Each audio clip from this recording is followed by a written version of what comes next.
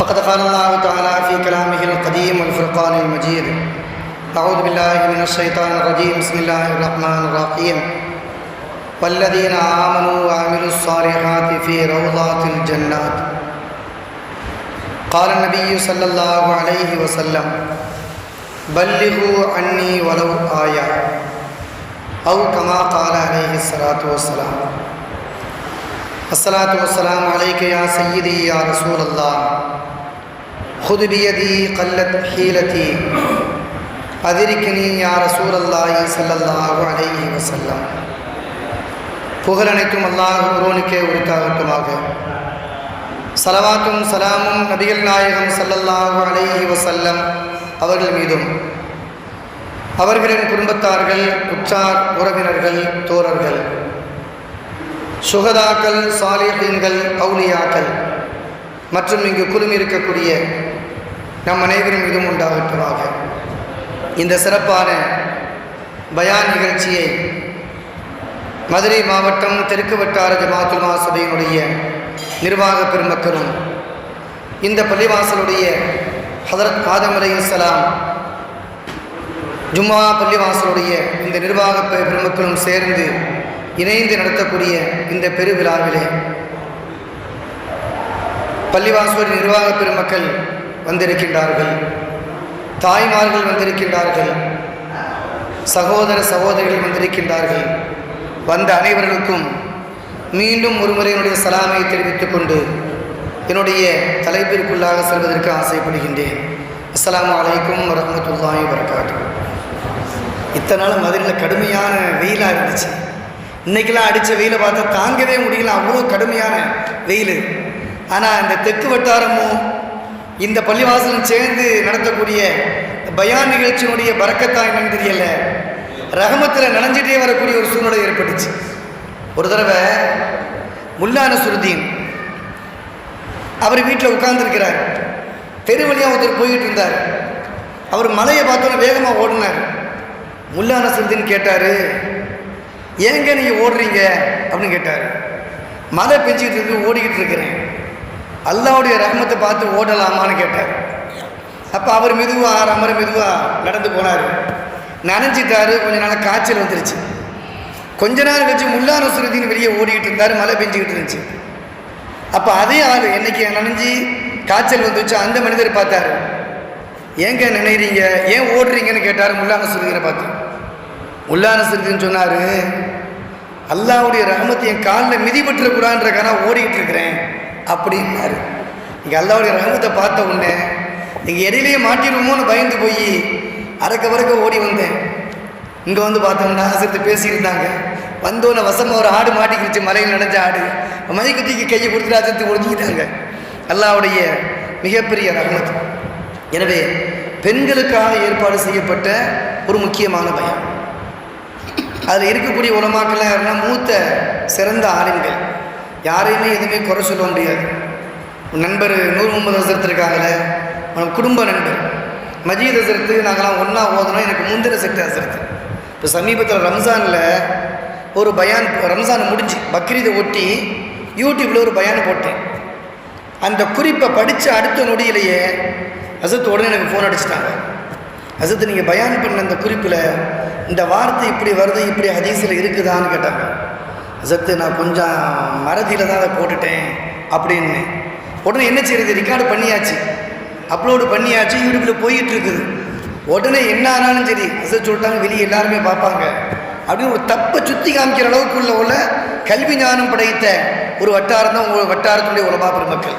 நிறைய யாரையுமே குறை சொல்கிற அளவுக்கு யாருமே சோடையான ஆளுங்கள் கிடையாது. எல்லா ஆளுங்களுமே இந்த வட்டாரத்தை பொறுத்து நான் அடித்து சொல்வேன், எல்லா ஆளுங்களுடைய பழக்க வழக்கங்கள் இருக்குது. எல்லாருமே ஒவ்வொரு வகையில் திறமையானவங்க. ஹசரத்து முன்னால் வேலை பார்த்து அந்த பள்ளிவாசல் இருந்து, அந்த ஊரில் இருந்து அவங்க பயானை எப்படி இருந்துச்சு இன்னும் செய்திகள்லாம் நான் கேள்விப்பட்டிருக்கிறேன். ஹசரத்து சொன்ன அந்த வீட்டுக்குள்ள பயானை உடனே அடிச்சுட்டு திரும்ப புதுசாக அந்த பயானை வந்து ரெக்கார்டு பண்ணி அதுக்கடுத்து அப்லோடு பண்ணி திரும்ப போட்டு விட்டேன். எனவே மார்க்க ஞானம் படைத்த ஆளுங்களுக்கு மத்தியிலே ஒரு சிறப்புரையும் ஒருத்தர் கூட்டு உட்கார வச்சுருக்கீங்க. எனக்கு தெரிஞ்ச சில செய்திகள் என்பது இன்ஷா அல்லாஹ் சொல்வதற்கு ஆசைப்படுகின்றேன். இன்றைக்கி பொதுவாக கல்வி அறிவு அப்படின்னு பார்த்தோம்னா உலகத்தில் ரொம்ப குறைஞ்சி போச்சு. நான் சின்ன பிள்ளையா இருக்கும்போது உள்ள காலத்தில் பார்த்தோம்னா ஓரளவு குறைஞ்சபட்சமாக ஒரு 10 சூறாவாவது மனப்பாடம் இருக்கும். குறைஞ்சபட்சம் ஒரு 10 சூறா மனப்பாடம் இருக்கும். முக்கியமான துஆக்கள் மனப்பாடம் இருக்கும். குர்ஆனை சரளமாக ஓதுவதற்கு தெரிந்திருக்கும். ஆனால் அன்னைக்கு காலம் எப்படி இருக்குன்னா, பெரியவங்களை கூப்பிட்டு கேட்டால் கூட அதே சூறாக்கள், குல் ஹுவல்லாஹு அஹது, குல் அஊது பிரப்பில் ஃபலத்து, குல் அஊது பிரப்பின் நாஸ், இந்த முக்கியமான 3 சூறா 4 சூறா, அதை தாண்டி மனப்பாடம் பண்ணணும்னு சிந்தனை கூட வர்றதே கிடையாது நம்முடைய காலத்தில்.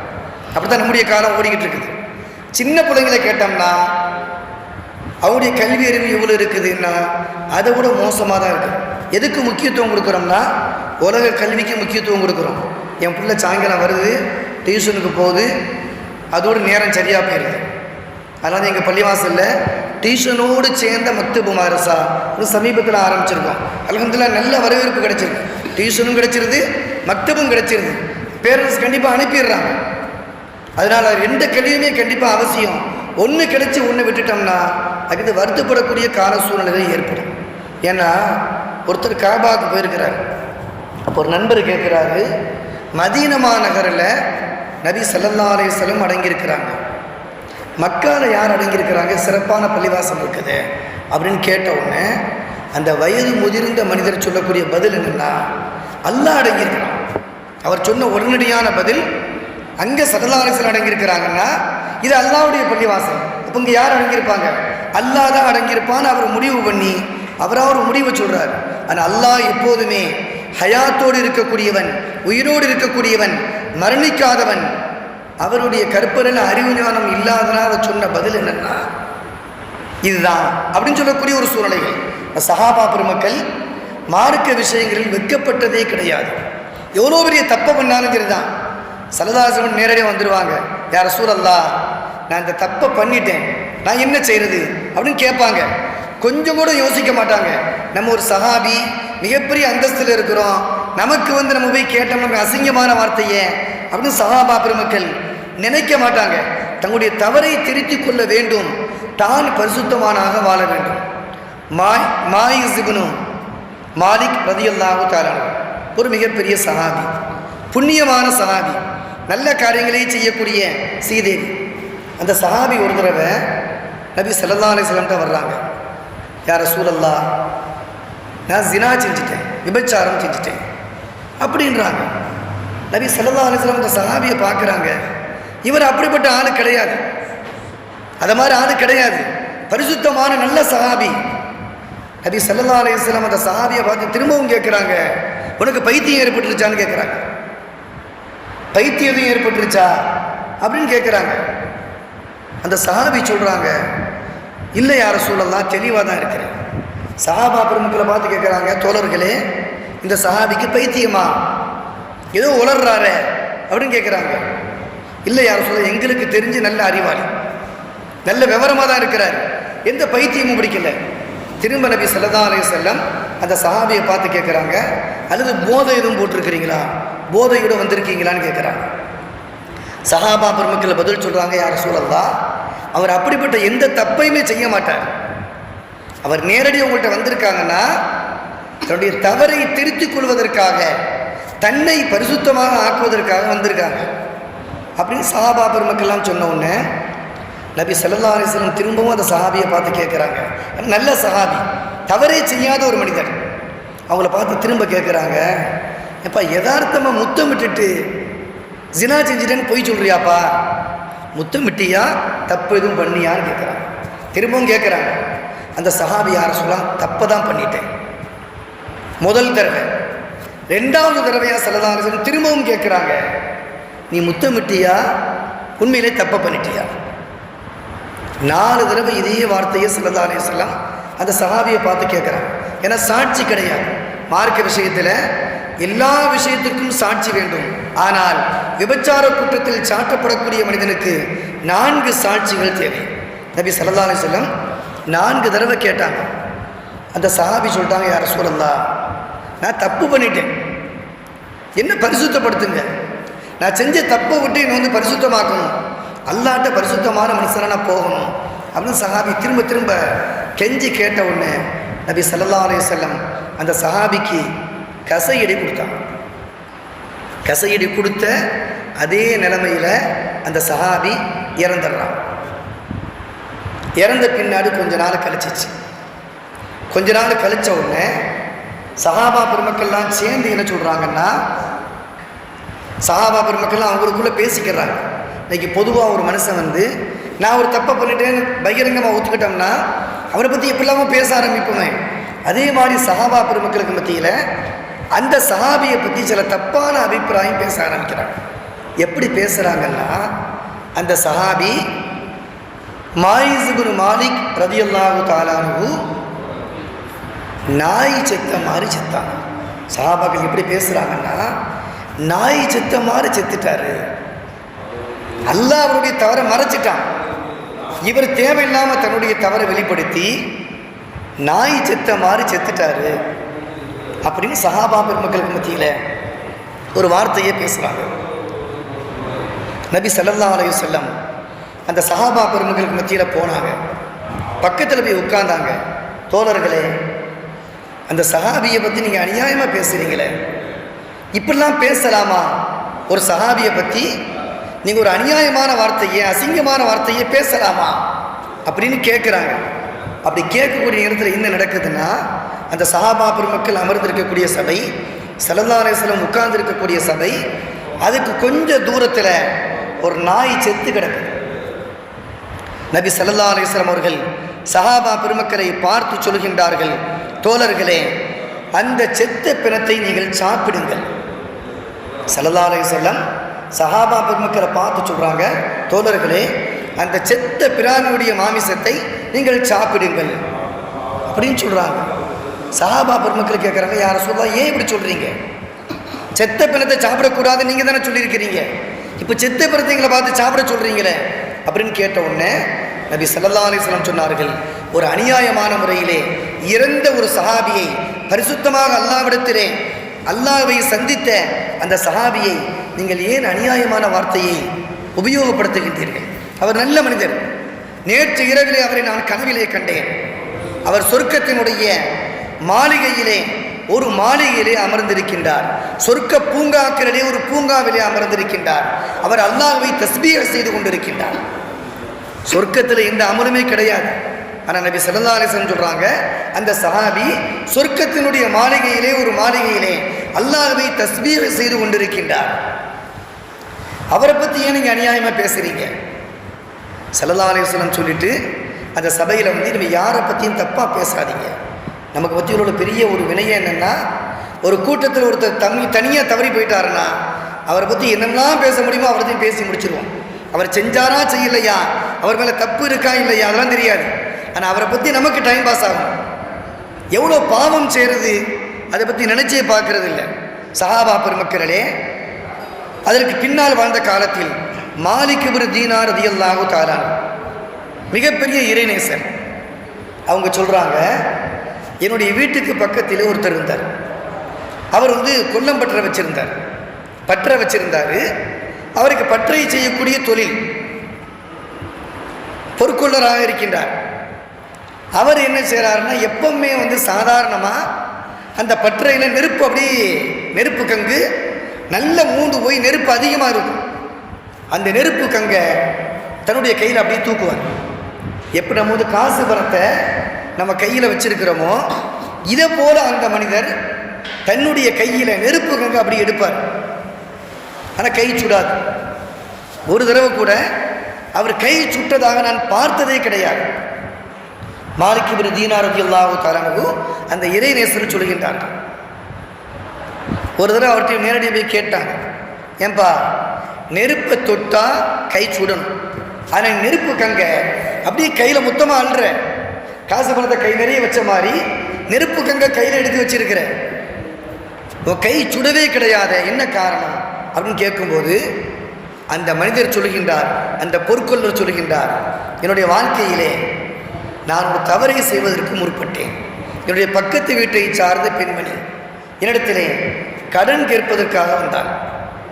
அப்போ நான் சொன்ன, கடன் வேணும்னா நான் சில தவறு செய்ய சொல்லுவேன், அதுக்கு நீ கட்டுப்படணும், கட்டுப்பட்டா உனக்கு தேவையான எல்லா பொருளாதாரத்தையும் தந்துடுறேன் அப்படின்னு சொன்ன உடனே அந்த பெண்மணி தன்னுடைய வறுமையின் நிமித்தமாக தான் வறுமையிலே பாதிக்கப்பட்டிருக்கின்றோம் என்பதை தெரிந்த அந்த பெண்மணி, பரவாயில்ல, என்ன தப்பு வேணாலும் செய்கிறேன், எனக்கு நிர்பந்தத்தில் வறுமைக்கு ஒரு காசு தேவை.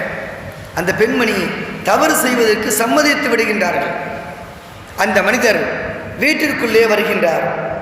வீட்டுக்கு உள்ளே வந்த உடனே சொல்கிறாரு, அம்மா எல்லா கதவையும் பூட்டிருமா, யாராவது பார்த்துட்டா என்னை தப்பாக நினச்சிருவாங்க, எல்லா கதவையும் பூட்டிரு அப்படின்ன உடனே இந்த அம்மா வெளியே வேகமாக போனாங்க. எல்லா ஜன்னலையும் பூட்டினாங்க, எல்லா கதவையும் பூட்டினாங்க. எல்லாம் பூட்டி முடிச்சுட்டு அந்த அம்மா அந்த மனிதருடைய அருகாமையில் வந்தாங்க. வந்துட்டு சொன்னாங்க, எல்லா கதவையும் பூட்டிட்டேன், எல்லா ஜன்னலையும் பூட்டிட்டேன், ஒரே ஒரு கதவு பூட்டவே முடியலை. அந்த கதவு எப்பவுமே பூட்ட முடியாது, அப்படிப்பட்ட கதவு. இதுவரை அந்த கதவை நான் பூட்டினதே கிடையாது, என்னாலே நம்ம பூட்டவும் முடியாது அந்த கதவை, அப்படிப்பட்ட கதவுன்னு சொன்ன உடனே இந்த மனிதர், அந்த கதவு எங்கேமா இருக்குது சொல்லு, நான் போய் இதை பூட்டுறேன் அப்படின்னு எந்திரிக்க போனார். எந்திரிச்ச உடனே அந்த அம்மையார் சொன்னார்கள், பாபுல்லா, அதுதான் அல்லாஹ்வுடைய வாசல். எல்லா வாசலையும் அடைச்சாச்சு, அல்லாஹ் பார்த்து கொண்டிருக்கின்றான். அந்த அல்லாஹ்வுடைய வாசலை நான் இங்கே அடைப்பது, அந்த வாசலை நான் அடைக்க முடியல அப்படின்னு சொன்ன உடனே இந்த மனிதர் தவறு செய்வதற்காக வீட்டிற்குள்ளே வந்து எல்லா கதவையும் தானிடச் சொன்ன அந்த மனிதர் தேம்பி தேம்பி அழுகின்றார். நாம் தவறை செய்து விட்டோமே. ஒரு சாதாரணமான வறுமையிலே வாடக்கூடிய அந்த பெண் அல்லாஹ்வை எவ்வளவு பயப்படுகின்றார். நமக்கு இறையச்சம் இல்லாமல் போச்சே, அல்லாஹ்வுடைய பயம் இல்லாமல் போச்சே அப்படின்னு பயந்த அந்த பெண்மணி இவருடைய அழுகையை பார்க்கின்றார். இதுவரை அந்த மனுஷனை பார்த்தது வேறொரு கோலத்தில் பார்த்தாங்க, தவறு செய்யக்கூடிய மனிதனாக பார்த்தார்கள். இப்போது பார்க்கின்றார்கள், தவறை விட்டும் திரும்பி வரக்கூடிய ஸ்ரீதேவியாக தென்படுகின்றது. அந்த அம்மையார் உடனடியாக அல்லாஹ்விடத்திலே துஆ செய்தார்கள், யா அல்லாஹ், இந்த மனிதனை இவன் வாழும் காலம் வரை எந்த நெருப்பும் தீண்டக்கூடாது. இவன் இறந்து மறுமையை சந்தித்தால் நரகத்தினுடைய நெருப்பு தீண்டக்கூடாது. உலகத்தில் வாழும்போது எந்த நெருப்பு இவனை தீண்டக்கூடாது. மறுமையில் போனால் இவன் செய்த பாவத்தின் காரணத்தினால் நரக நெருப்பு தீண்டக்கூடாது என்பதை அந்த பெண்மணி துஆவாக செய்தார்கள். அந்த துஆவினுடைய பலாபலன் தான் இன்றும் நெருப்பை நான் கையிலே தொடுகின்றேன், எனக்கு எந்த பாதிப்பும் ஏற்படுறது கிடையாது. அந்த பொற்கொள்ளல் சொன்ன அந்த வரலாறை பார்க்கின்றோம். உலகத்திலே ஒரு மனிதன் தவறுகளை செய்தார். இன்னைக்கு பெண்மணிகள் நிறைய பேர் வந்திருக்கிறாங்க.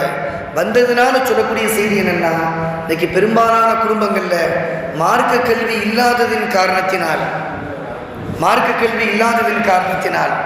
சாதாரணமாக குலா கேட்கக்கூடிய பெண்களை அதிகமாக பார்க்கின்றோம். என்ன காரணம்? கல்யாணம் முடிச்சு கொஞ்ச நாள் தான் ஆச்சு. சமீபத்தில் கிட்ட வந்த ஒரு கேஸு, 16 வருஷமாக ஒரு பெண்மணி வாழ்ந்துகிட்டு இருக்கிறாங்க. குடும்பம் நிம்மதியாக போயிட்டு இருக்குது. 2 பிள்ளைகள் கல்லூரியிலே படிக்கின்றார்கள். அந்த அம்மா என்ற சொன்ன செய்தி, 3 மாதமாக ஃபேஸ்புக்கில் ஒருத்தர் பழகியிருக்கிறான். அவள் யாருன்னு தெரியாது, அவனா அவளான்னு தெரியாது, ஃபேஸ்புக்கில் எந்த ஐடியில் பழகினான்னு தெரியாது. இந்த ஆள் 3 மாதம் பழகிட்டு, இனிமேல் எக்காரணம் ஒன்று உன்னோட வாழ மாட்டேன், நீ பிரிஞ்சிக்க, நான் அவளோடு வாழ்கிறேன். உலக வாழ்க்கை எப்படி சென்று கொண்டிருக்கின்றது? செல்போன் வந்ததினுடைய விளைவு நிறைய தவறுகளை மாற்ற வேண்டிய நிர்பந்தத்திலே தள்ளப்படுகின்றோம் அல்ல, உள்ளத்தை நாம் பறிகொடுத்து விடுகின்றோம். நம்ம நினைச்ச தவறு செய்யாமல் நம்ம தற்காக்க முடியும். ஆனால் நிறைய தவறுகளுக்கு அடிப்படையாக பெண்கள் குலா கேட்கக்கூடிய காலமாக மாறிவிட்ட ஒரு காலத்தை பார்க்கின்றோம்.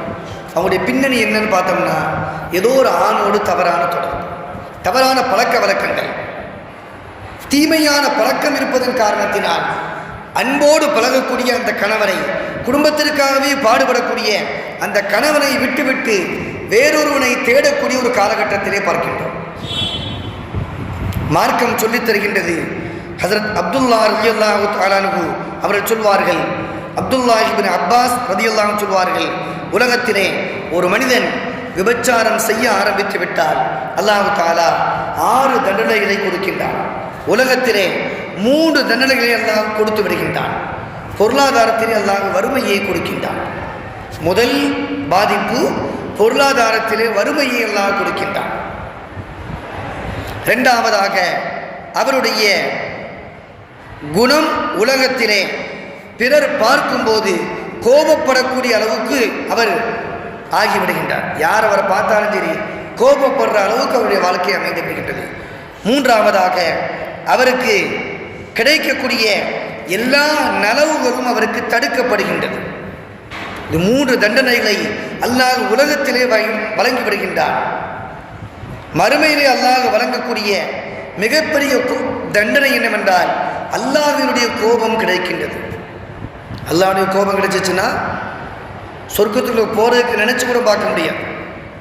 இரண்டாவதாக கடுமையான கேள்விகளை அல்லாஹ் கேட்கின்றான். அல்லாஹ் கேள்விகளுக்கு கேட்க ஆரம்பிச்சுட்டா அந்த மனிதனுடைய நிலைமைகள் மிக மோசமாக இருக்கும் என்பதை நபிகள் நாயகம் ஸல்லல்லாஹு அலைஹி அவர்கள் சொல்லித் தந்த செய்திகளை பார்க்கின்றோம். அடுத்து சொல்லுவாங்க, அந்த மனிதன் நரகத்தில் தான் நுழைவான். எனவே தவறுகளை விட்டும் தற்காப்பதற்கு அடிப்படை காரணங்கள் மார்க்க கல்விகள். மார்க்க கல்வி நம்மள்கிட்ட வந்துருச்சுன்னு வச்சுக்கிறோமே, நமது மிகப்பெரிய சீடர்களாக மாறுவதற்கான அல்லாஹ்வை அஞ்சக்கூடிய ஒரு சூழ்நிலை நமக்கு வந்துவிடும் என்பதிலே எந்த சந்தேகமும் கிடையாது. ஒரு முஸ்லிமான மனிதர் ஒது செஞ்சுக்கிட்டு இருக்கிறார். சகோதர சமுதாயத்தை சார்ந்த மனிதர் அந்த முஸ்லீம்கிட்ட வர்றார். வந்து கேட்குறாரு, நீங்கள் ஒது செய்கிறீங்களே, ஒது செய்யும்போது நீங்கள் முகத்தை கழுவுறீங்க, கையை கழுவுறீங்க, பெடரிக்கு மசகு செய்கிறீங்க, காதுக்கு மசகு செய்கிறீங்க, தலைக்கு மசகு செய்கிறீங்க, காலை கழுவுறீங்களே, என்ன காரணம் கேட்டார். முஸ்லீம் சொன்னார், எனக்கு அதெல்லாம் தெரியாது, அதெல்லாம் எனக்கு தெரியாது, எங்கள் நபி சொல்லி தந்தாங்க, எங்கள் மார்க்க அறிஞர்கள் சொல்லி தந்தாங்க, அப்படி நானும் செய்கிறேன் அப்படின்னு சொல்லி முடித்த உடனே அந்த சகோதர சமுதாயத்தை சார்ந்த அந்த நண்பர் சொல்கின்றார், இவ்வளவுதான் உங்களுக்கு தெரியுமா? நீங்கள் செய்யக்கூடிய உதுவில் எவ்வளோ பெரிய தத்துவத்தை அல்லாஹ் வைத்திருக்கின்றான் தெரியுமா அப்படின்னு சொல்லிட்டு அந்த சகோதர சமுதாயத்தை சார்ந்தவர் ஒரு வரலாறை சொல்லுகின்றார். ஒரு நாடு, அந்த நாட்டில் குறிப்பிட்ட தினங்களில் அதிகமாக பைத்தியம் பிடிக்கின்றது. அதிகமாக பைத்தியம் பிடிக்குது. அந்த ஊரை சார்ந்த அரசாங்கம் ஏன் பைத்தியம் பிடிக்குது, குறிப்பிட்ட நாளில் பைத்தியம் பிடிக்குது, என்ன காரணம் அப்படின்னு ஆராய்ச்சி செஞ்சுறாங்க. அப்படி செய்யும்போது ஒரு குழுவை போட்டு அந்த குழு ஆய்வு செய்வதற்காக ஒவ்வொரு இடமாக செல்கின்றார்கள். முத எங்கே போகிறாங்கன்னா பள்ளிக்கு போகிறாங்க, பள்ளிக்கூடத்துக்கு போகிறாங்க. அங்கே பார்க்குறாங்க, பிள்ளைங்களுக்கு மத்தியில் அந்த குறிப்பிட்ட தினத்தில் தான் அந்த பிள்ளைகள் அதிகமான முறையிலே கோபப்படுகின்றார்கள். டென்ஷன் அதிகமாகக்கூடிய காலங்கள் என்னென்னா அந்த குறிப்பிட்ட நாட்கள். சரி, இது அந்த ஆய்வு செஞ்சதுக்கு பின்னாடி அதை அறிக்கையாக அரசாங்கத்தில் கொடுக்கின்றார்கள்.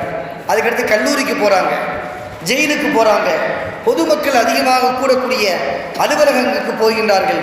இப்படி ஒவ்வொரு இடமா போய் ஆய்வு செய்யும் போது அந்த குறிப்பிட்ட தினங்கள், அந்த தினங்கள் எது அப்படின்னு சொல்லி ஆய்வு செஞ்சால் பிறை 13, 14, 15. இன்றைக்கி நம்ம பார்க்கலாம், நம்ம குடும்பங்களில் அதிகமாக என்றைக்கு சண்டை நடக்குதுன்னு பார்த்தோம்னா 13, 14, 15 அந்த 3 நாள் தான் அதிகமாக சண்டை நடக்கும்.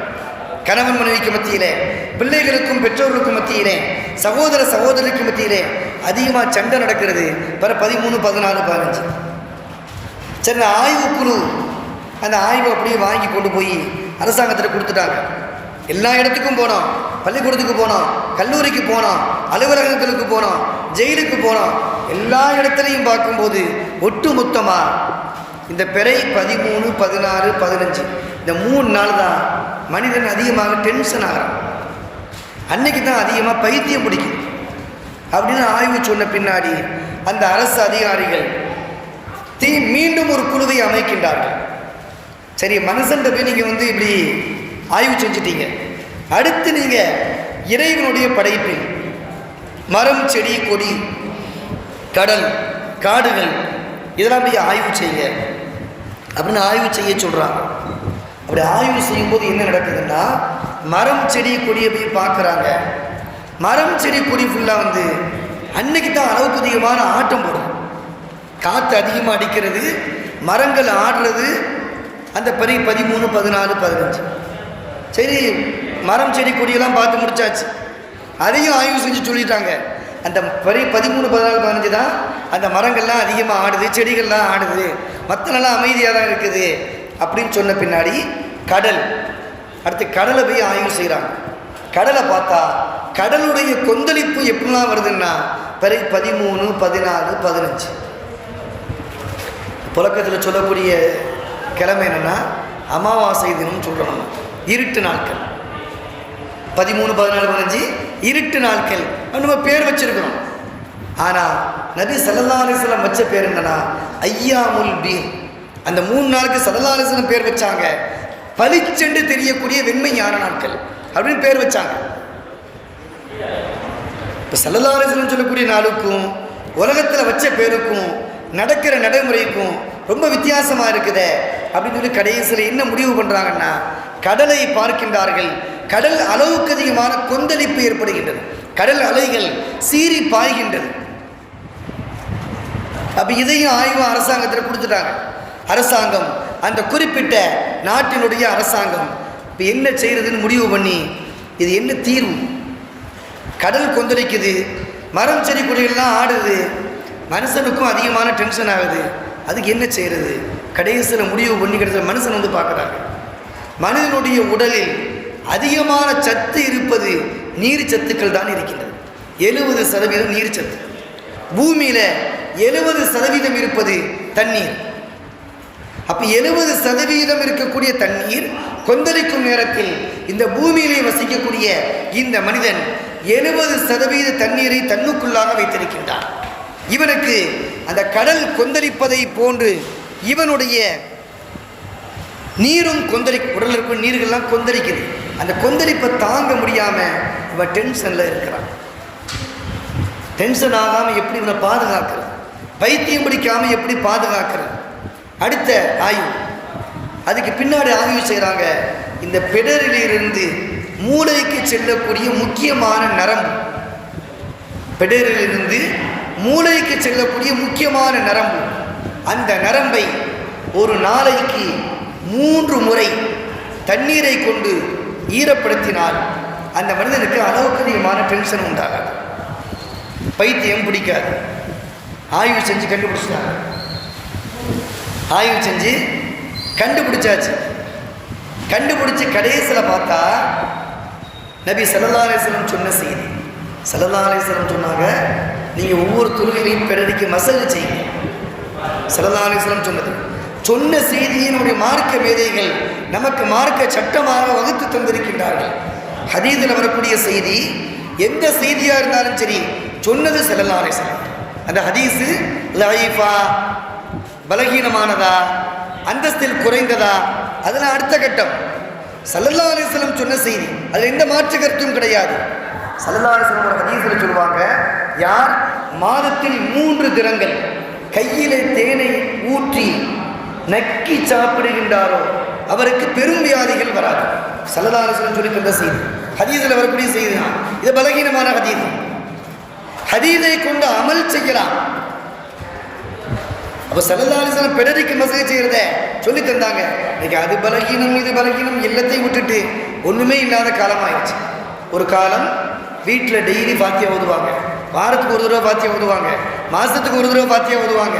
அப்போ ஓத கேட்டு யாசின் சூறாலாம் மனப்பாடம். அந்த ஓதக்கூடிய அல்ஹம்து சூரா, குல் ஹுவல்லாஹு அஹத், குல் அஊது பிரபில் ஃபலக், குல் அஊது பிரபின் நாஸ், எல்லா சூறாவும் மனப்பாடம். ஆனால் இன்னைக்கு பார்த்தீங்கன்னா எதுவுமே கூடாதுன்னு சொல்லி சினிமா சீரியல் தான் மனப்பாடமாக இருக்குது, சினிமா பாட்டு தான் மனப்பாடமாக இருக்குது. கண்ணியமிக்கவர்களே, நபிகள் நாயகம் ஸல்லல்லாஹு அலைஹி அவர்கள் சொல்லித் தந்தார்கள், ஒவ்வொரு மனிதனும் ஒவ்வொரு தொழுகைக்கு பின்பாக ஒவ்வொரு தொழுகைக்கும் செய்யக்கூடிய அந்த ஒதுவிலே பிடரிக்கு மசல் செய்ய வேண்டும் என்பதை நபி ஸல்லல்லாஹு அலைஹி வஸல்லம் சொல்லித் தந்தார்கள்.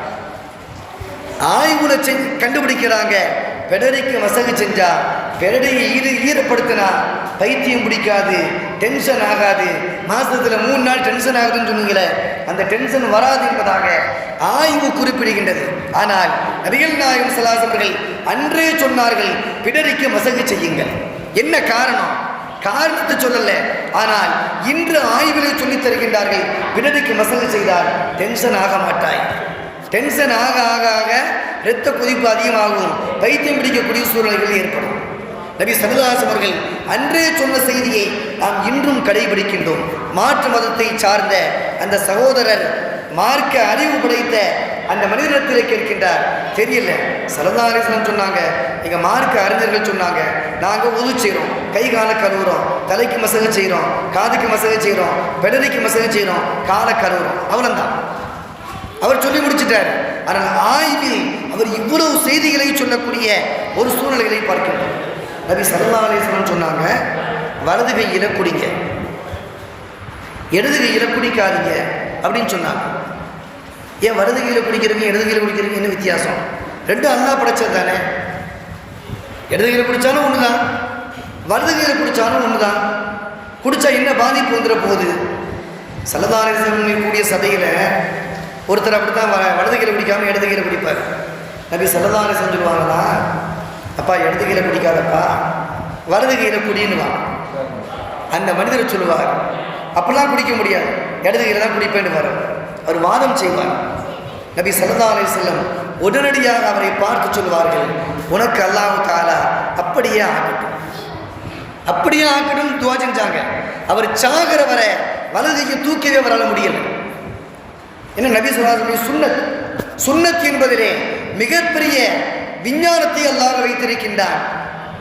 வலது கையில் குடிக்கிறனால என்ன நன்மைகள் கிடைக்கின்றது, இடது கையில் குடிப்பதால் என்ன தீமைகள் ஏற்படுகிறது? சிலருக்கு யதார்த்தமாகவே இடது கை பழக்கம் இருக்கும், அவங்கள மாற்ற முடியாது.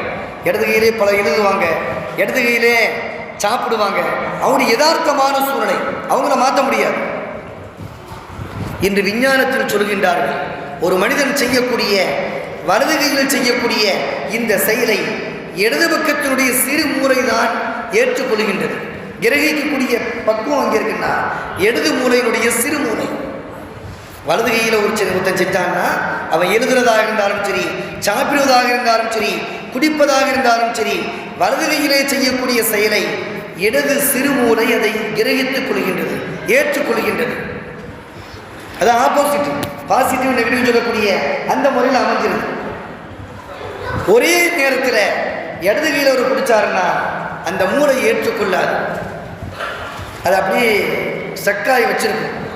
அப்படி வச்சா என்ன நடக்கும்? ஆய்விலே சொல்கின்றார்கள், ஒரு மனிதர் இடது கையிலே குடித்தால் அவருடைய இடது சிறுமூளை அதை ஏற்றுக்கொள்ளாது, குடிக்கும்போது போய்கிட்டே இருக்கும், அது வேற, ஏற்றுக்கிறமான ஏற்றுக்கிறாது. அந்த நரம்பு பாதிக்கப்பட்டு ஸ்ட்ரோக் வருவதற்கான காரணங்கள் அமைந்திருக்கின்றது. கை கால் ஒரு பக்கம் அடிக்கக்கூடிய சூழ்நிலை ஏற்படும் என்பதை விஞ்ஞானிகள் சொல்லித் தருகின்றார்கள். நபி ஸல்லல்லாஹு அலைஹி வஸல்லம் அன்னைக்கே சொல்லிட்டாங்க, வலது கையில் குடிங்க, வலது கையில் சாப்பிடுங்க, வலது கையில் எதையும் சொல்லி ஆரம்பிங்க அப்படி ஸல்லல்லாஹு அலைஹி வஸல்லம் சொல்லி தந்தாங்க. அந்த மார்க்க அறிவு எங்கே கிடைக்கும் என்றால் பள்ளிவாசலுக்கு வரும்போது, மதரசாவிற்கு வரும்போது இந்த ஞானங்கள் கிடைக்கின்றன. நான் எங்கள் பிள்ளைங்க சின்ன பிள்ளையாக இருக்கும்போது நான் என்ன சொல்லுவேன்னா, பாங்கு சொல்ல ஆரம்பிச்சாச்சுன்னா தலையில் துணி போடணும்னு சொல்லுவேன், தலையில் தொப்பி போடணும், துணியை போடணும்னு சொல்லுவேன். மூத்த பிள்ளை பொம்பளை பிள்ளை, அந்த பிள்ளையை கிட்டவங்க தான் இந்த பள்ளிவாசல் ஒடியுமா, என்னுடைய மூத்த மருமகன் இந்த பள்ளிவாசல் ஒடியுமா. அவங்க ஒய்ஃபினுடைய பிள்ளை நினச்சுவாங்க, நான் சின்ன பிள்ளையாக இருக்கும்போது பாங்கு சொல்லியாச்சு தலையில் துணி போடுமான்னு சொல்லுவேன். ஒரு தடவை என் தலையில் தொப்பி இல்லை, தொப்பி இல்லை, உண்மையிலே நான் மறந்துட்டேன், தொப்பி போடக்கூடாதுன்ட்டு வீம்பு கிடையாது, தொப்பி போட மறந்துட்டேன், தொப்பி இல்லாமல் உட்காந்துருக்கிறேன். என் மகன் ஓடி வந்துச்சு, அத்தா தொப்பி போடுங்கத்தா, தலையில் பாங்கு சொல்கிறாங்கல்ல, தொப்பி போடாமல் உட்காந்துருக்க அப்படின்னுச்சு. நான் உடனே தொப்பி எடுத்து போட்டேன். இப்போ சின்ன பிள்ளைங்க என்ன சொல்கிறோமோ அது மனசில் பதியும். ஒரு தடவை எங்கள் வீட்டுக்கு ஒருத்தர் வந்தார், அவர் யாருன்னா சரியான அறுவை கேஸ், வீட்டுக்கு வந்தாருன்னா குறைஞ்சபட்சம் அவருக்கு டைம் பாஸ் பண்ணுறதுன்னு பேசிட்டு போவார், ஒரு அரை மணி நேரம் பேசுவார். நான் ஒரு அரை மணி நேரம் தூங்கலான்னு போகும்போது அவர் வீட்டுக்குள்ளே வர்றாரு. என் மகளை கூப்பிட்டு சொன்னேன், அம்மா அத்தா இல்லைன்னு சொல்லுமான்னு. சரின்னு வேகமாக போயிடுச்சு. போனக்குள்ளே மாடிப்படி இறங்குறதுக்கு முன்னாடி என்ன கேட்குது, அத்தா நீங்கள் வீட்டில் தானே உட்காந்துருக்கீங்க, ஏன் இல்லைன்னு சொல்கிறதுக்கு சத்தம் போட்டு கேட்டுச்சு. ஆகா, அந்த பிள்ளை கீழே போச்சுன்னா நம்ம மானம் போயிடும். அப்போ போய் பேசக்கூடாது என்பதை சொல்லி வளர்த்திருக்கின்றோம். இது எங்கே கிடைக்கும்? மார்க்க ஞானங்களை பிள்ளைகளுக்கு சொல்லிக் கொடுக்கக்கூடிய நேரங்களில் இது கிடைக்கும். இன்னைக்கு தொப்பி போடலாமா போடக்கூடாதா பெரிய சண்டையும் நடக்குது எல்லா பள்ளிவாசலையும். சமீபத்தில் நடந்த நிகழ்வு, நீங்கள் நம்பினாலும் சரி நம்பாட்டாலும் சரி, நடந்த நிகழ்வை சொல்கின்றேன். ஒரு காபிர், ஒரு இந்து நண்பர், அவருக்கு ஓதி பார்ப்பதற்காக நானும் என்னுடைய நண்பரும் சென்றிருந்தோம். சரியான கேஸ், வெயிட்டான கேஸ். முரண்டு பிடிக்கிறான். எங்களை எந்த அளவுக்கு திட்ட முடியுமோ அந்த அளவுக்கு திட்டுறான். அப்படியே இப்படியே திட்டுறான். நீ அப்படி ஆயிடுவேன் இப்படி ஆயிடுவேன் ரொம்ப சாபமிடுறான்.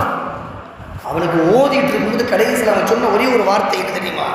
எங்கள் வீட்டில் நிறைய பேர் மந்திரிக்கிறதுக்காக வந்திருக்கிறாங்க, ஆனால் அவ்வளோ பேரையும் உதைக்காமல் அனுப்புறதே கிடையாது. இதுவரை வந்த எல்லாத்தையுமே நான் உதை கொடுத்து தான் அனுப்பியிருக்கின்றேன். ஆனால் வந்த இருவரையும் உதை கொடுக்காமல் அனுப்பியிருக்கிறேன் என்றால் ஒரே ஒரு காரணம், சைத்தான் சொல்கிறான், நீ தொப்பி போட்ட காரணம் சும்மா விடண்டா, நீ தொப்பி போடாமல் இருங்கிறதுன்னு வச்சுக்க, உன்னையும் உதைச்சிருப்பேன் பார்த்துக்க, நீனும் அடி வாங்கிட்டு தான் போயிருப்ப அப்படின்னு சொல்லக்கூடிய அந்த செய்திகளை பார்க்கின்றோம். சைத்தானுக்கு தெரியுது நம்ம சமுதாயத்தை சார்ந்தவர்களுக்கு இது சுன்னத் என்பதை விளங்காதனுடைய விளைவு.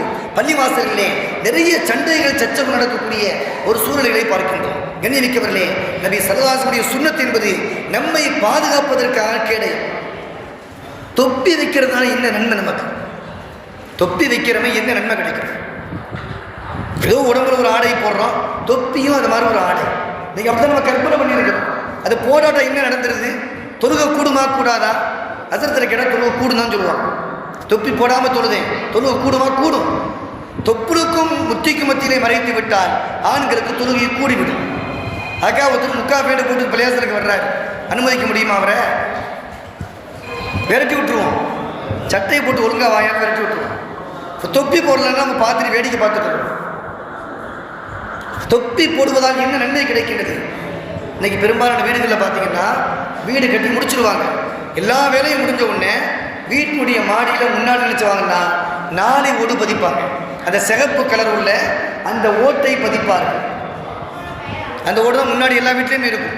இப்போ சமீப காலத்தில் பார்த்தோம்னா எல்லா வீட்லையும் நினைச்சிடறாங்கன்னா அதுக்கு மேலே வெள்ளை பெயிண்ட் அடிச்சிடுறாங்க அல்லது வெள்ளை டைல்ஸ் விட்டுறாங்க. ஏங்க அப்படி வெள்ளை பெயிண்ட் அடிக்கிறீங்க, வெள்ளை டைல்ஸ் ஏன் விட்டுறீங்க? பள்ளிவாசலுடைய மினாராவை பார்த்தீங்கன்னா மினாராவோட உச்சியில் இருக்கக்கூடிய டூம், கோரிப்படம் தர்கா பள்ளிவாசலில் பார்த்தீங்கன்னா தர்காவில் இருக்கக்கூடிய இந்த பெரிய டூம் இருக்குது, வெள்ளை பெயிண்ட் அடித்து வச்சுருப்பாங்க. என்ன காரணம்? வெள்ளை கலர் என்பது ஊதா கதிரை எதிர்க்கக்கூடிய ஆற்றலை பெற்றிருக்கின்றது. சூரியனிலிருந்து வரக்கூடிய ஊதா கதிர் இருக்குது, அது மனிதனுக்கு மிகப்பெரிய பாதிப்பை ஏற்படுத்தும். எனவேதான் கஅபாவை தவாப் செய்யக்கூடிய நேரத்திலே கூட மிகப்பெரிய ஆலிம்கள் சொல்வார்கள், கஅபாவை தவாப் செய்யுங்க, அந்த உச்சி வெயில் நேரத்தில் கஅபாவை தவாப் செய்யறதுக்கு நீங்கள் போகாதீங்க. ஒருவேளை கஅபாவை தவாப் செய்ய நீங்கள் ஆசைப்பட்டீங்கன்னா தலப்பா துணி மாதிரி தான் வெள்ளை துணியை வச்சுக்கிறீங்க, அந்த துணியை இப்படி மேலே போட்டுக்கிட்டு பெடரை சுற்றி போட்டு போனீங்கன்னா உங்களுக்கு சேஃப்டி, பாதுகாப்பு அப்படின்னு சொல்லி பெரிய உலமாக்கள் சொல்கிறாங்க. இன்னைக்கு மிகப்பெரிய பில்டிங்கை பார்க்கிறோம், வெள்ளை கலரை அடித்து வைத்திருக்கின்றார்கள். என்ன காரணம்? ஊதா கதிர் நமக்கு தாக்கக்கூடாது என்பதற்காக. நபி ஸல்லல்லாஹு அலைஹி வஸல்லம் அவர்கள் தொப்பி போடக்கூடாதுன்னு எங்கேயா ஒரு ஹதீஸ் சொன்னீங்கன்னா நீங்கள் என்ன சொன்னாலும் கேட்குறேன். தொப்பி போடக்கூடாது அப்படி ஒரு ஹதீஸ் எங்கேயாவது இருந்துச்சுன்னா நீங்கள் என்ன சொன்னாலும் கேட்குறேன். ஸல்லல்லாஹு அலைஹி வஸல்லம் என்ன சொல்லியிருக்கிறாங்க? இஹ்ராமுடைய நேரத்தில் தொப்பி அணியக்கூடாது. இப்போ தொப்பி இருக்கவே தானே அதை சொல்லியிருக்கிறாங்க. அதை விதண்டாவாதமாக கொண்டு வருகின்றோம். தொப்பி போடுவதால் இன்னும் நமக்கு பிரயோஜனம், நம்முடைய மூளை பாதிக்காமல் பாதுகாக்கப்படுகின்றது. புற அந்த ஊதா கதிர்கள் நம்முடைய மூளையை தாக்காமல் நம்மை ஆரோக்கியமாக வைப்பதற்கு இந்த தொப்பி காரணமாக அமைகின்றது. அந்த தொப்பியில் கூட வெள்ளை கலர், அந்த தொப்பியில் கூட வெள்ளை கலர். முன்னாடி எல்லாருமே வெள்ளை கலர் தான் போடுவாங்க. இப்போ தான் கலராக போடக்கூடிய ஒரு காலங்களில் நம்ம மாறிட்டோம். இந்த வெள்ளை தொப்பி என்பது நம்முடைய ஊதா கதிர் தாக்காமல் நம்மை பாதுகாப்பதற்கான ஒரு அங்கமாக அமைந்திருக்கின்றது. எண்ணிமிக்கவர்களே, எனவே கல்வி என்பது மிகப்பெரிய நமக்கு சாதகத்தை ஏற்படுத்தக்கூடிய ஒன்றாக அமைந்திருக்கின்றது. இந்த கல்வியிலே நபி ஸல்லல்லாஹு அலைஹி வஸல்லம் சுன்னத்தை போதிக்கக்கூடிய உன்னதமான இடமாக இருப்பதுதான் மதரசா, பள்ளிவாசல். நீங்கள் பள்ளிவாசலுக்கு ஜும்மாவுடைய பயானுக்கு பார்த்தோம்னா பெரும்பாலும் பயானு முடியும் போது தான் மக்கள் கூட்டமே வரக்கூடிய சூழ்நிலை. மதரசா அதுக்கு ஒரு சில பிள்ளைகளை அனுப்பக்கூடிய சூழ்நிலை. இந்த 2 இடத்துல கல்வியே கிடைக்கும். வந்துட்டோம்னா கல்வி இங்கே கிடைக்கும், பயான செய்திகள் சொல்வார்கள், நாம் கேட்டுக்கொள்ளலாம். மதரசாவிற்கு வருகின்றோம், செய்திகளை சொல்லித் தருவார்கள், நாம் கற்றுக்கொள்ளலாம். மதரசாவிற்கு அனுப்புறதுக்கு ரொம்ப யோசிக்கும். ஹஸரத் இப்னு அப்பாஸ் ரலியல்லாஹு தஆலா அவங்க சின்ன பிள்ளை நபி ஸல்லல்லாஹு அலைஹி வஸல்லம் கூடவே எப்பவுமே இருப்பாங்க. ஸல்லல்லாஹு அலைஹி வஸல்லம் எத்தனை மணிக்கு நைட்டில் முடிச்சாலும் சரி தான் உடனே ரெடியாக கையில் வந்து ஜக்கூட நிற்பாங்க, தண்ணி கொண்டு வருவாங்க. ஸல்லல்லாஹு அலைஹி வஸல்லம் தன்னுடைய சுய தேவைகளை பூர்த்தி செய்வதற்காக, அவர்கள் உது செய்வதற்காக தண்ணீரை தயாராக வைத்திருப்பார்கள். ஒரு தடவை நபி ஸல்லல்லாஹு அலைஹி வஸல்லம் அவர்களை பார்த்து கேட்டார்கள், தோழரே ஏதாவது கேளுங்க அப்படின்ட்டு வாங்க. யார் ரசூலல்லாஹ், சொர்க்கத்திலையும் உங்கள் கூடவே நான் இருக்கேன், சொர்க்கத்திலையும் உங்களுக்கு பணிவிடை செய்யும், இதான் எனக்கு தேவை. ஸல்லல்லாஹு அலைஹி வஸல்லம் வேற ஏதாவது கேளுங்கிறேன்.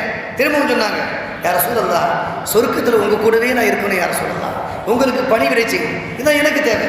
ஏன்னா அவங்க சின்ன பிள்ளை, மார்க்க கல்வியோடு கலக்கும் நேரத்தில் தான் மிகப்பெரிய கல்விமானாக மாற முடியும். ஸல்லல்லாஹு சேர்ந்திருந்த காரணம் என்னன்னா, கல்விகளை தேடிக்கொள்வது, ஒழுக்கத்தை நிறைவாக பெற்றுக்கொள்வது.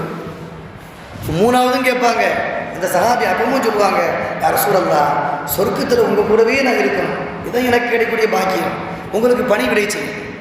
அப்போ ஸல்லல்லாஹு அலைஹி வஸல்லம் அந்த சஹாபிக்கு ஒரு அற்புதமான துஆவை சொல்வார்கள், யா அல்லாஹ், இந்த சிறுவருக்கு குர்ஆனுக்கு விளக்கம் சொல்லக்கூடிய ஞானத்தில் தலைவராக இவரை ஆக்கிவிடும். குர்ஆனுக்கு விளக்கம் சொல்லக்கூடிய ஆளுகளிலே தலைவராக இவரை ஆக்கிவிடும். ஒரு பள்ளிவாசலில் 2 இமாம் இருக்காங்க, ஒருத்தர் தலைமை இமாம். அதுபோல் குர்ஆனுக்கு விளக்கம் சொல்லக்கூடிய நபர்களிலே இவரை தலைவராக ஆக்கிவிடும். இவருக்கு மிஞ்சி யாருமே கிடையாது. அப்படிப்பட்ட பாக்கியத்தை வழங்கிவிடு. ஸல்லல்லாஹு அலைஹி வஸல்லம் துஆ செஞ்சாங்க. எவ்வளோ பெரிய பாக்கியத்தை பெற்றார்கள் என்றால், நபி ஸல்லல்லாஹு அலைஹி வஸல்லம் காலத்திற்கு பின்பாக சஹாபா பெருமக்களுடைய காலம், ஒரு யூத கூட்டம் வருகின்றது. யூத கூட்டம் வந்து 3 கேள்வி கேட்குறாங்க. நாங்கள் கேட்கக்கூடிய கேள்விக்கு பதில் திருமறையில் இருந்து நீங்கள் பதிலளிக்க வேண்டும். அவர் திருமறையிலிருந்து நீங்கள் பதில் சொல்லிட்டீங்கன்னா நாங்கள் கூட்டமே இஸ்லாத்துக்கு வந்தோம் அப்படின்னா, அது என்ன கேள்வி கேளுங்க. முதல் கேள்வி, இரட்டையர்கள், ட்வின்ஸ், 2 பேரும் ஒரே நேரத்தில் பிறந்தாங்க, ஒரே நேரத்தில் இறந்தாங்க. ஒருத்தருக்கு வயசு 200 வயசு, ஒருத்தருக்கு வயசு 100 வயசு. இது சாத்தியமாக இருக்குமா? ஒருத்தருக்கு 100 வயசு, 2 பேரும் ஒன்றா பிறந்தாங்க, ஒன்றா இறந்தாங்க. ஒருத்தருக்கு வயசு 100 வயசு, இன்னொருத்தருக்கு 200 வயசு இறக்கும்போது. இது குர்ஆன்லேருந்து நீங்கள் சொல்லணும். பெரிய பெரிய ஹலீஃபாக்கள் அமர்ந்திருக்கின்றார்கள், குர்ஆனை பரட்டுகின்றார்கள். பறக்க பரட்டும்போது இந்த செய்தியுமே தெரியாது. நாங்களும் இன்றைக்கி அப்படி திடீர்னு அவசரமாக குர்ஆனை பரட்டுவோம், ஹதீஸை பரட்டுவோம், அவசரத்துக்கு கிடைக்காது. ஏதோ ஒரு செய்தியை பார்த்துருக்கோமோ அந்த செய்தி அங்கே கிடைக்கும். இப்போ சஹாபா பெருமக்கள் குர்ஆனை பரட்டுகின்றார்கள், அதுக்கான விடையை தெரியவில்லை. 2வது கேள்வி, பூமியிலே சூரிய ஒளி நேரடியாக பட்டது ஒரு இடத்தில் ஒரே ஒரு தடவை தான். பூமியில் ஒரு இடத்துல சூரிய ஒளி நேரடியாக பட்டது. இன்றைக்கு பள்ளியாசலில் சூரிய ஒளி வரும், எங்கே அந்த கட்டடத்தை தாண்டி செவத்தை தாண்டி வரும், அது வேற. நேரடியாக பட வேண்டும். சூரிய ஒளி நேரடியாக அந்த இடத்தில் பட்டது ஒரே ஒரு தடவை தான்.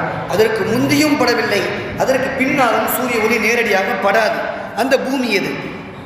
2வது கேள்வி. 3வது கேள்வி, ஒரு கைதி சிறைச்சாலையில் இருக்கின்றான். அந்த சிறைச்சாலை சுற்றிலும் அடைக்கப்பட்டிருக்கின்றது. எந்த காற்றும் கிடையாது, எந்த வெளிச்சமும் கிடையாது. காற்று வெளிச்சம் இல்லாமல் இருந்தாலே ஒரு மனிதன் வாழ முடியாது. இது யதார்த்தமான நியதி. ஆனால் அந்த கைதி குறிப்பிட்ட காலங்கள் முடிந்ததற்கு பின்பாக, அவனுக்கு ஒரு 5 வருஷம் 10 வருஷம் ஒதுக்கியிருப்பாங்கல்ல, அந்த காலம் முடிஞ்ச உடனே அந்த ஜெயில் கைதி நிம்மதியாக வெளியே வந்துடுறார், உயிரோடு வர்றார். அந்த ஜெயில் எது? அந்த கைதியா?